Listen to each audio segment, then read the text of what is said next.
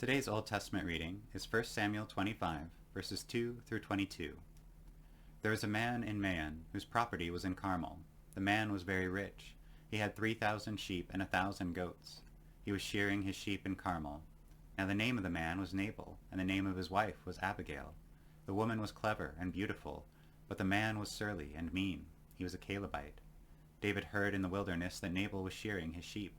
So David sent 10 young men, and David said to the young men, "Go up to Carmel, and go to Nabal, and greet him in my name. Thus you shall salute him.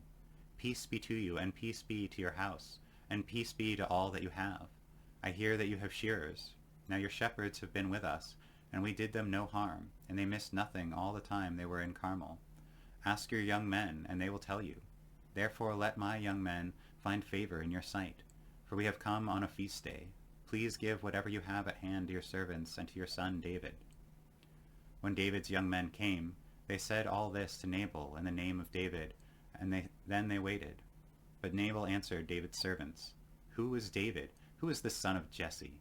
There are many servants today who are breaking away from their masters. Shall I take my bread and my water and the meat that I have butchered for my shearers and give it to men who came from I do not know where?" So David's young men turned away and came back and told him all this. David said to his men, "Every man strap on his sword." And every one of them strapped on his sword. David also strapped on his sword, and about 400 men went up after David, while 200 remained with the baggage. But one of the young men told Abigail, Nabal's wife, "David sent messengers out of the wilderness to salute our master, and he shouted insults at them.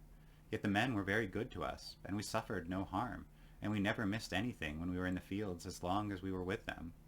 They were a wall to us, both by night and day, all the while we were with them, keeping sheep.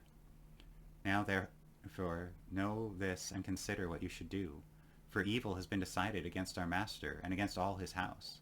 He is so ill-natured that no one can speak to him." Then Abigail hurried and took 200 loaves, 2 skins of wine, 5 sheep ready dressed, 5 measures of parched grain, 100 clusters of raisins, and 200 cakes of figs. She loaded them on donkeys and said to her young man, "Go on ahead of me, I'm coming after you." But she did not tell her husband Nabal. As she rode on the donkey and came down under cover of the mountain, David and his men came down toward her, and she met them.